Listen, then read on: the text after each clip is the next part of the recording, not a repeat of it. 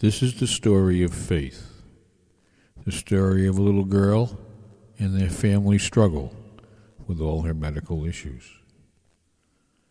She had a very rare medical problem that very few physicians in this country knew how to deal with at such an early age.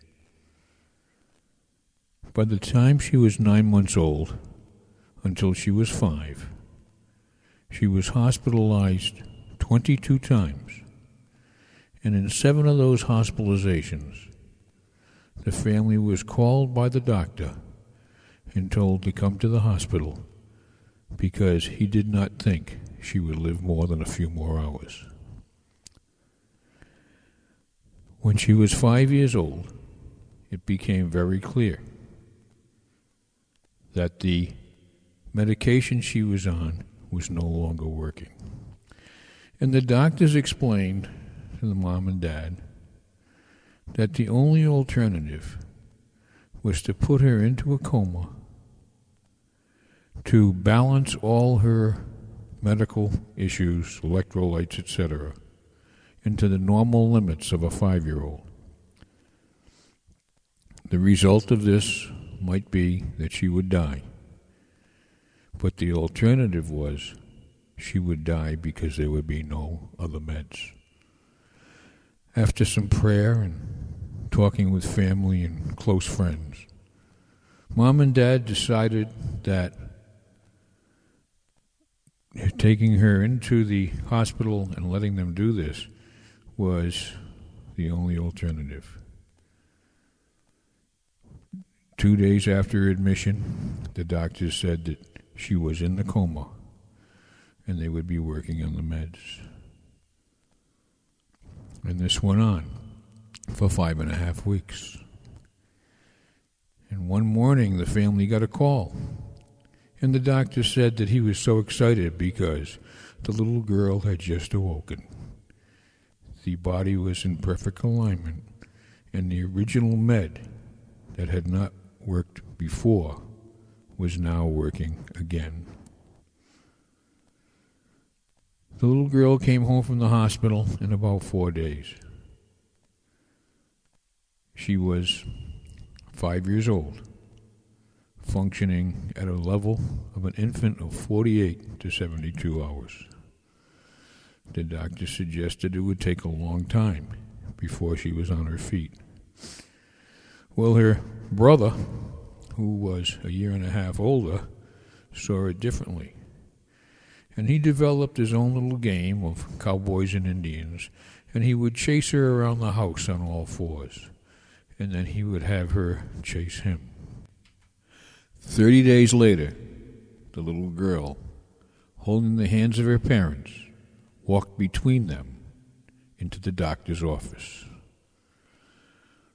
When the doctor saw this, he literally cried and said, "Let us go upstairs to the intensive care unit because we need to show the nurses how beautifully she's doing." She went home and over the months improved significantly. But she had one problem.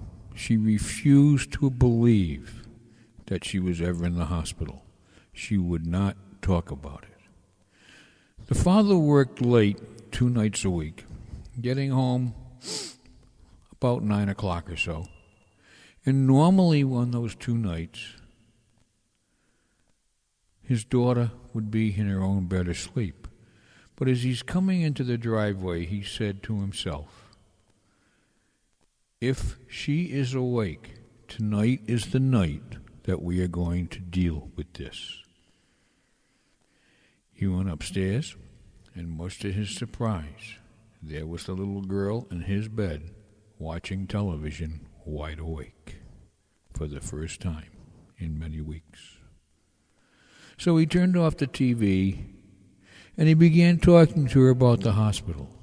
And she would scream, "No, no, never, never in a hospital, never, no."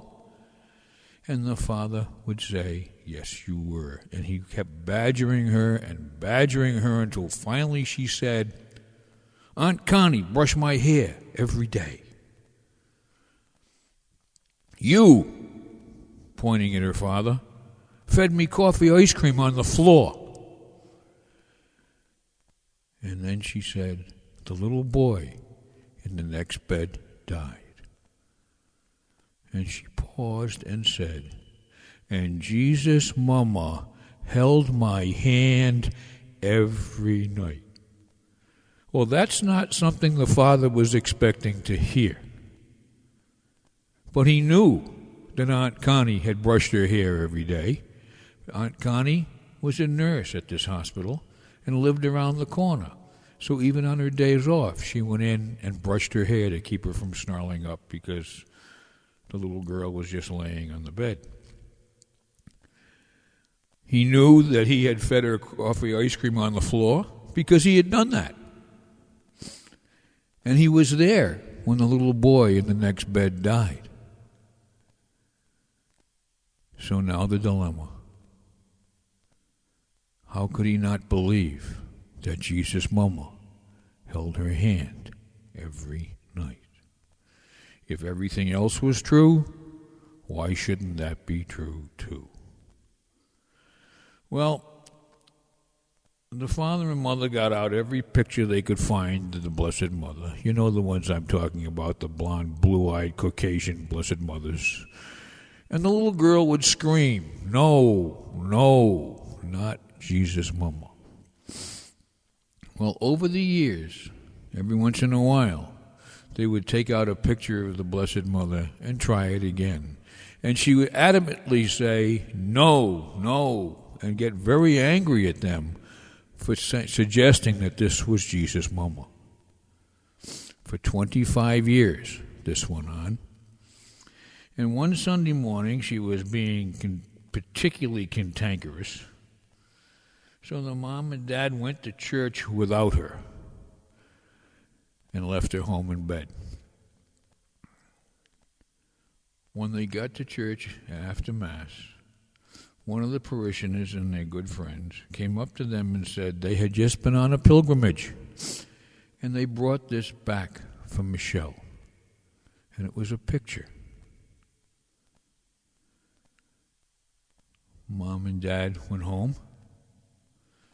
Dad put the picture on the kitchen table, grabbed a cup of coffee, a glass of juice, and a donut, and went in and watched the morning news.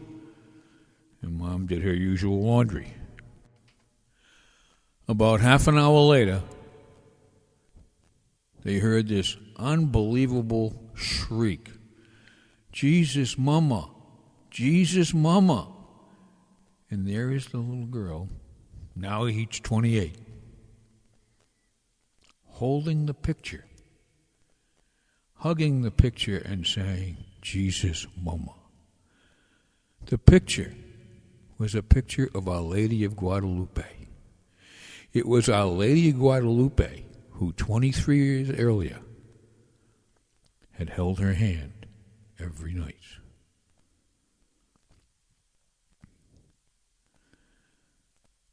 Sometimes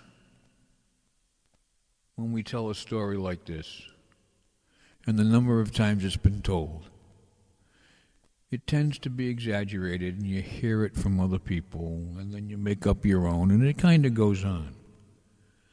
But I can attest to you that this is a true story.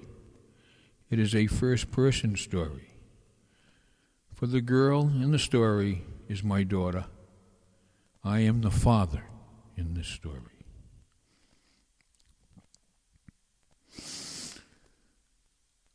She is now 41 years old. She lives in a group home with 3 other disabled women. The picture of Our Lady of Guadalupe has a prominent place in her room. And to this day, when she does not feel well at night, she will get up in the morning and she will say to her housemates, Jesus' Mama held my hand last night.